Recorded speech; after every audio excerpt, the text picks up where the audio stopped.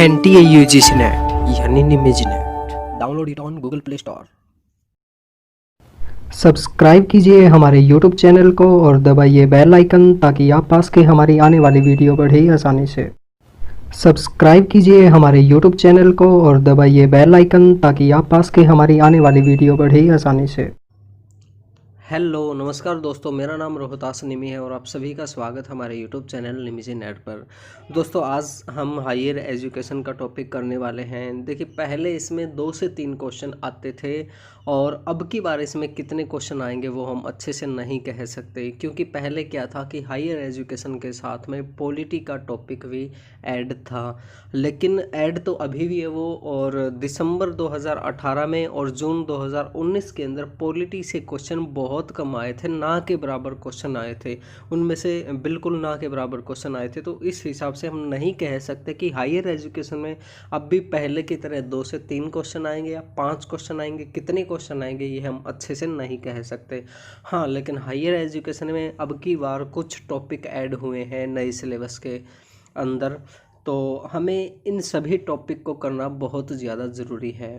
तो आज की इस वीडियो में दोस्तों हम प्राचीन भारत में शिक्षा और अंग्रेज़ों के टाइम में किस तरह से हमारी शिक्षा होती थी उसके बारे में चर्चा करेंगे। तो इस वीडियो को आप पूरा देखना और ध्यान से देखना।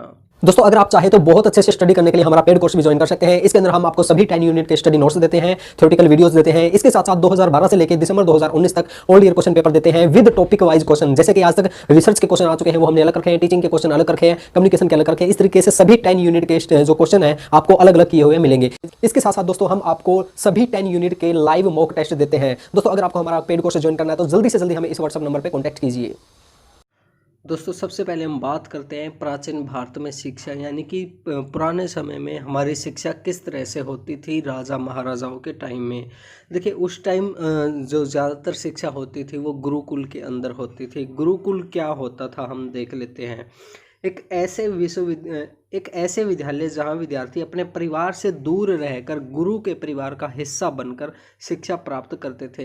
दोस्तों पहले क्या होता था कि जो बच्चे थे वो जो टीचर है उसी के पास में रहते थे। गुरुकुल होता था, एक जैसे विद्यालय कह सकते हैं हम, वहीं पे वो रहते थे, वहीं खाते पीते उठते बैठते सोते जागते सब कुछ वो वहीं पे करते थे और वहाँ पे अपनी शिक्षा ग्रहण करते थे।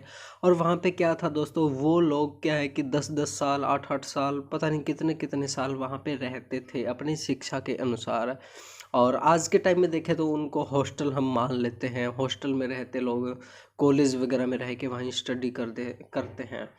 लेकिन उनकी शिक्षा में और आज की जो शिक्षा है वो काफ़ी डिफरेंस है। आज के टाइम में टेक्नोलॉजी आ गई है और इसमें देखिए इसमें और क्या है, भारत के प्राचीन इतिहास में ऐसे विश्वविद्यालय का बहुत महत्व था। प्रसिद्ध आचार्यों के गुरुकुल में पढ़े हुए छात्रों का सब जगह बहुत सम्मान होता था।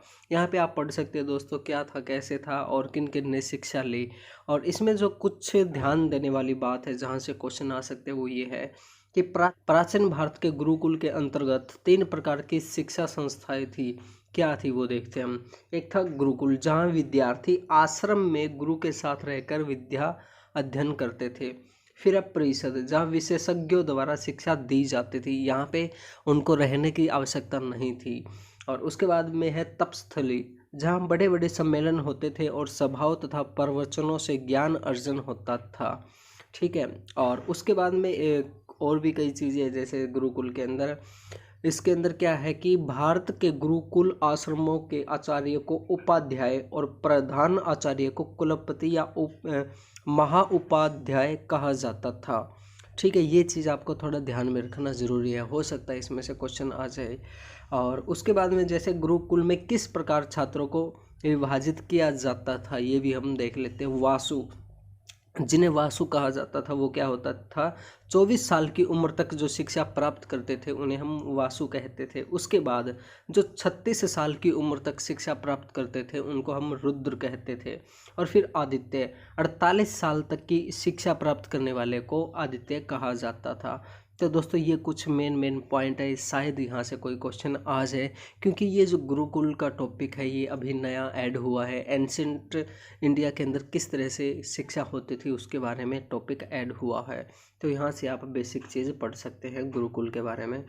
और अब बात करते हैं दोस्तों अंग्रेज़ों के समय में भारत में शिक्षा किस तरह से थी और उस दौरान क्या क्या समिति वगैरह क्या बना, क्या कॉलेज बने, उनके बारे में हम बात करते हैं।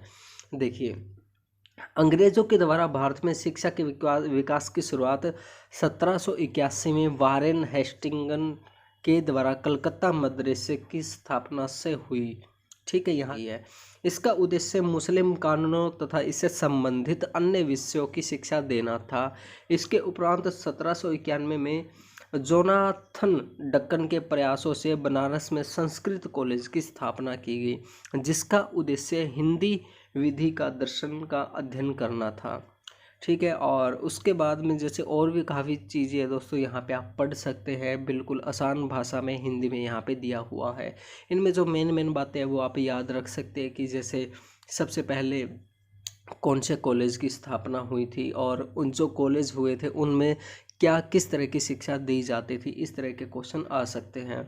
उसके बाद में दोस्तों हमारे पास आता है चार्टर अधिनियम आता है। इसमें से क्वेश्चन आए हैं पहले, अलग एग्ज़ाम के अंदर आए, यूजीसी नेट में तो नहीं आए, लेकिन फिर भी हमें करना ज़रूरी है।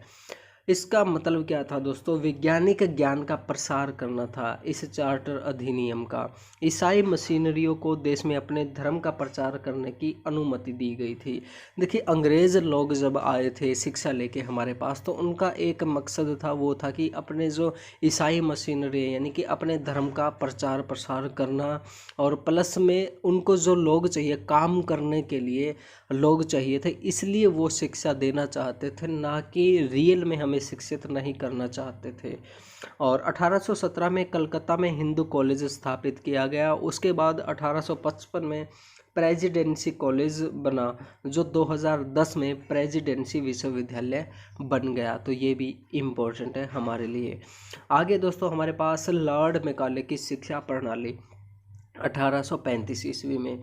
यह भारत में शिक्षा प्रणाली की स्थापना का एक प्रयास था, जिसमें समाज को केवल उच्च वर्ग को अंग्रेजी माध्यम से शिक्षा प्रदान करने की बात कही गई थी। इसमें कहा गया था कि जो समाज के उच्च वर्ग के लोग हैं, केवल उन्हीं को अंग्रेजी शिक्षा देनी चाहिए, और फारसी की जगह अंग्रेजी को न्यायालयों की भाषा बना दिया गया। और क्या था दोस्तों कि इसके अंदर जो अंग्रेजी पे बहुत ज़्यादा जोर देने लग गए, और जो लैंग्वेज थी, फारसी थी, उर्दू थी, उनको बहुत कम कर दिया गया। तो ऐसा क्वेश्चन आ सकता है कि किस शिक्षा प्रणाली के अंदर अंग्रेजी शिक्षा पर बहुत जोर दिया गया था और फारसी की जगह न्यायालयों में अंग्रेजी शिक्षा को बदला गया था। तो इस तरह के क्वेश्चन आ सकते हैं, थोड़ा आप देख लेना दोस्तों, यहाँ पे कोई ज़्यादा मुश्किल नहीं है, ये हिंदी में दिया हुआ है।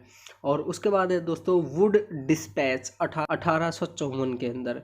इसे भारत में अंग्रेजी का शिक्षा का मैग्ना कार्टा भी कहा जाता है। इसमें जनता में शिक्षा के प्रसार की जिम्मेवारी राज्य को सौंपने की बात कही थी। इसमें कहा गया था कि शिक्षा का जो प्रसार है वो राज्य द्वारा करना चाहिए, उसके भी अधिकार होने चाहिए। और इसके अंदर जैसे और क्या है, इसने उच्च शिक्षा हेतु अंग्रेजी माध्यम और स्कूल शिक्षा के लिए देसी भाषा माध्यम की वकालत की। इसने क्या कहा था कि उच्च शिक्षा हायर एजुकेशन के लिए अंग्रेजी होनी चाहिए, और जो निजी एजुकेशन है, जो बेसिक माध्यमिक एजुकेशन है, उसके लिए हमारी जो देसी भाषाएं हैं उनका उपयोग करना चाहिए। यानी कि जो कमीशन आयोग वगैरह जो भी बने, समिति बने, तो हर किसी के अपने अपने विचार थे। तो ये हमें थोड़ा ध्यान में रखना ज़रूरी है। और उसके बाद है दोस्तों हंटर आयोग 1882-83 के अंदर। इस आयोग का गठन डब्ल्यू हंटर की अध्यक्षता में 1854 में वुड डिस्पैच के तहत विकास की समीक्षा हेतु किया गया था। इसमें जो मुख्य बातें हैं वो देख लेते हैं दोस्तों। इसने प्राथमिक और सेकेंडरी शिक्षा में सुधार व प्रसार में सरकार की भूमिका को महत्व दिया। शिक्षा के नियंत्रण की जिम्मेवारी जिला और म्यूनिसिपल बोर्डों को देने की बात कही गई थी। तो यहाँ पे ये एक दो बातें हैं इम्पोर्टेंट है इसके अंदर। और उसके बाद में दोस्तों सैंडलर आयोग। अब देखिए इसमें क्या था, इसमें था कि इसके सुझाव क्या थे वो हम देख लेते हैं। 12 वर्षीय स्कूल पाठ्यक्रम, यानी कि इन्होंने 12 सालों के लिए एक स्कूल का पाठ्यक्रम तैयार किया था। 3 वर्षीय डिप्लोमा 3 वर्षीय डिग्री पाठ्यक्रम इंटरमीडिएट के बाद और विश्वविद्यालयों को केंद्रीकृत प्रणाली के अंदर रखने की बात कही गई थी इसके अंदर। और इसमें क्या कहा गया था दोस्तों, प्रयोगात्मक वैज्ञानिक और तकनीकी शिक्षा हेतु सुविधाओं में वृद्धि, शिक्षकों के प्रशिक्षण और महिला शिक्षा का सुझाव दिया गया था। अब ये भी आ सकता है दोस्तों, महिला शिक्षा का सुझाव किस आयोग के अंदर दिया गया था सबसे पहले, तो वो है दोस्तों सैंडलर आयोग। और आगे है दोस्तों, आगे हमारे पास हर्टोग आयोग 1929 के अंदर। इसके अंदर क्या कहा गया था कि शिक्षण संस्थानों के अंधाधुंध वृद्धि के कारण शिक्षा स्तर में आई गिरावट की समीक्षा करने के लिए फिलिप हर्टोग की अध्यक्षता में एक समिति का गठन किया गया। इस समिति के क्या क्या सुझाव थे वो हम देख लेते हैं। इसमें कहा गया था कि समिति ने प्राथमिक शिक्षा के महत्व पर बल दिया था। इसने क्या था, प्राथमिक शिक्षा जो होती है उस पर ज़्यादा बल दिया था, लेकिन अनिवार्यता या शीघ्र प्रसार को अनुचित बताया था। और इसने कहा था कि वो थोड़ी इम्पोर्टेंट होनी चाहिए लेकिन अनिवार्य नहीं होनी चाहिए, सभी के लिए मजबूरी नहीं करनी चाहिए कि ये आपको करनी ही करनी है। और उसके बाद इन्होंने कहा था केवल समर्पित विद्यार्थियों को ही उच्चतर एवं उच्च शिक्षा के लिए पढ़ने की अनुमति देनी चाहिए। और उसके बाद था जैसे कि जबकि सामान्य स्तर के विद्यार्थियों को 8वीं कक्षा के पश्चात व्यावसायिक कार्यक्रम में दाखिला लेनी चाहिए। इसने कहा था कि जो विद्यार्थी सीरियस है पढ़ने के लिए तो उनको ही केवल उच्च शिक्षा लेनी चाहिए, और जो विद्यार्थी सामान्य है, नॉर्मल है, उनको 8वीं कक्षा के बाद व्यावसायिक शिक्षा लेनी चाहिए जिससे वो अपना रोज़गार चला सके। ये बात भी इसकी सही थी। और उसके बाद दोस्तों मूल शिक्षा की वर्धा योजना 1937 के अंदर आई थी। इसके अंदर क्या था, इसके अंदर था कि मूल उद्देश्य इसका क्या था, गतिविधियों के माध्यम से शिक्षा प्राप्त करना था। इसका उद्देश्य था कि जो लोगों को, स्टूडेंट को प्रैक्टिकली ज़्यादा सिखाया जाए, उससे उनको ज़्यादा अच्छी शिक्षा प्राप्त होगी। पाठ्यक्रम के आधार दस्तकारी को सम्मिलित किया जाए, यानी कि जो हमारा शिक्षा थी उसके अंदर दस्तकारी को शामिल किया जाए ताकि लोग हाथ के द्वारा अपना कोई काम करके अपना अच्छा रोज़गार प्राप्त कर सके। और उसके बाद था राष्ट्रीय शिक्षा व्यवस्था के प्रथम 7 वर्ष निःशुल्क एवं अनिवार्य होने चाहिए। यानी कि इसने कहा था कि जब हम शिक्षा लेते हैं तो 7 साल तक हमारी शिक्षा अनिवार्य और निःशुल्क यानी कि फ्री और अनिवार्य होनी चाहिए। और उसके बाद में क्या था कि शिक्षा मातृभाषा में होनी चाहिए, कि यानी कि जो 7 साल तक हम शिक्षा लेंगे शुरू के वो हमारी मातृभाषा में होनी चाहिए। कक्षा 2 से 7 तक की शिक्षा का माध्यम हिंदी होना चाहिए। अंग्रेजी भाषा में शिक्षा कक्षा 8 के पश्चात ही देनी चाहिए। ये सभी किसके सुझाव थे दोस्तों, ये थे हमारे मूल शिक्षा की वर्धा योजना 1937 के सुझाव थे। और उसके बाद में जैसे इसके अंदर प्रवेश के नियम अत्यंत कठोर होने चाहिए। किस में होने चाहिए, विश्वविद्यालय शिक्षा में सुधार के लिए विश्वविद्यालय प्रवेश के नियम अत्यंत कठोर होने चाहिए। यहाँ पे हम देख सकते हैं दोस्तों विश्वविद्यालयों में एडमिशन लेने की जो प्रक्रिया थी वो कहीं ना कहीं कठोर होती हुई जा रही थी। हमने 2-3 बार ये चीज़ पढ़ ली है। तो दोस्तों ये थे हमारे आज के अंग्रेज़ों के टाइम में चलने वाले कुछ समिति, कुछ आयोग, कुछ अधिनियम जो शिक्षा पर लागू हुए थे। तो दोस्तों आप एक बार दोबारा इन सभी को पढ़ सकते हैं, आप चाहे तो नोट्स बना सकते हैं। मे भी इनमें से 1-2 क्वेश्चन आने की संभावना है, शायद इनमें से कोई क्वेश्चन आ जाए, तो प्लीज़ आप एक बार इसको पढ़ना ज़रूर।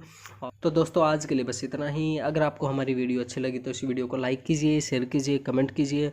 और दोस्तों अगर आपने अभी तक हमारा चैनल सब्सक्राइब नहीं किया है तो प्लीज़ हमारे चैनल को सब्सक्राइब कर लीजिए और घंटी का बटन ज़रूर दबाइए ताकि आप हमारी आने वाली वीडियोज़ को आसानी से देख सकें। थैंक यू दोस्तों आज के लिए बस इतना ही। अगर आपको हमारी वीडियो अच्छी लगी तो इस वीडियो को लाइक कीजिए, शेयर कीजिए, कमेंट कीजिए। और दोस्तों अगर आपने अभी तक हमारा चैनल सब्सक्राइब नहीं किया तो प्लीज़ हमारे चैनल को सब्सक्राइब कीजिए और घंटे का बटन ज़रूर दबाइए ताकि आप हमारी आने वाली वीडियोज़ को आसानी से देख सकें। थैंक यू दोस्तों। NTA UGC नेट यानी निमिज net app, complete study notes, live mock test for paper first and second, old year question paper 2012 से लेकर दिसंबर 2019 तक for paper first and second. Download it on Google Play Store, link given in video description box.